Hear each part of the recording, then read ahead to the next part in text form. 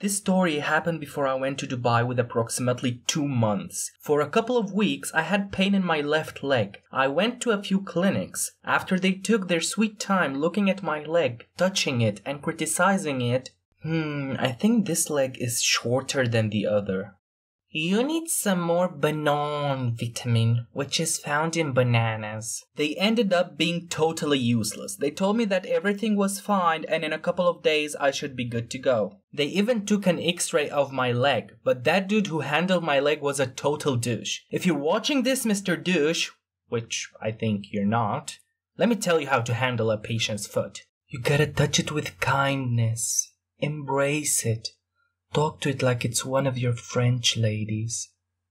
Omelette de fromage.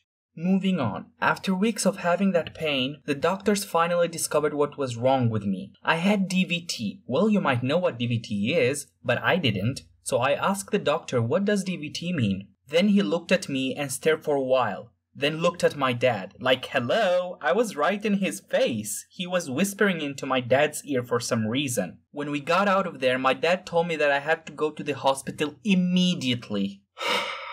I'm really confused. Was that whispering really necessary? It's not like I had a virus that would turn people into zombies or something. The Walking Animators, available in theaters next week. My dad wanted to basically drag me to the hospital, like I was some sort of infestation. No, honey, that's not how it works. To sleep at a hospital, I need to be mentally prepared. You can't just drag me there like a person who's about to lose his leg. Except I was really in danger of losing my leg. So when we got home, first thing I did was search up for what DVMDCPT or whatever was. After hours of researching and watching surgeries on YouTube, I also ended up watching how camels give birth. Don't ask why. It turned out that DVT meant deep vein thrombosis, which basically means that there's a little munchkin stuck in a vein and preventing blood from going through. I was somehow mentally prepared for the agony that was coming my way. I even took my friend with me. Let's call him Billy but better. Oh, I just created that name. Stop. I know I'm original. Wait, why do you have a foot on your head? Why do I have a foot on my head? Says the guy who draws himself as a monkey. Fair enough. We entered the room that I was assigned in. Oh, good lord, it was only one old man in there. I swear to God, I thought he was dead. Hey, anyone home? Are you dead? You dead?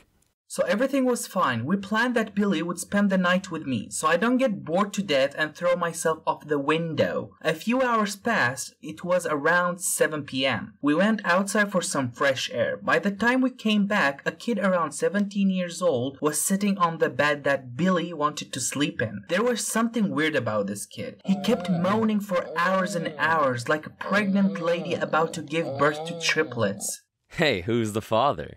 And when you think that was everything, the kid started vomiting. Why can't this new kid be like that old man? Look how peaceful he is. You can't even tell. I want cigarettes. And a cup of tea, please. Let's go outside and get some fresh air. Best idea ever. Outside was so peaceful. No vomiting, no dead men coming back to life. It was one of those hot summer nights, but with a cool breeze. When we got back to our room, another one came in. Like, kill me already. The new man seemed that he was fine actually. I don't really remember what was wrong with him. But he wasn't the issue. His friend was. He got close to the pregnant kid and guess what? He started exorcising a demon out of him. But thank God that Billy went to that man to ask him for some explanation. Sir, what are you doing? This poor kid has a demon inside of him. Are you sure he's not pregnant?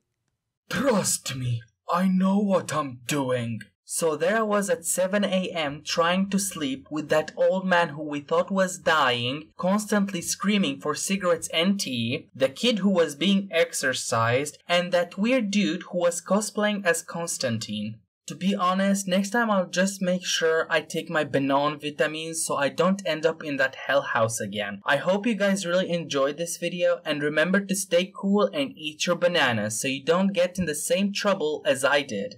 Special thanks to Billy But Better for being in this animation. The end.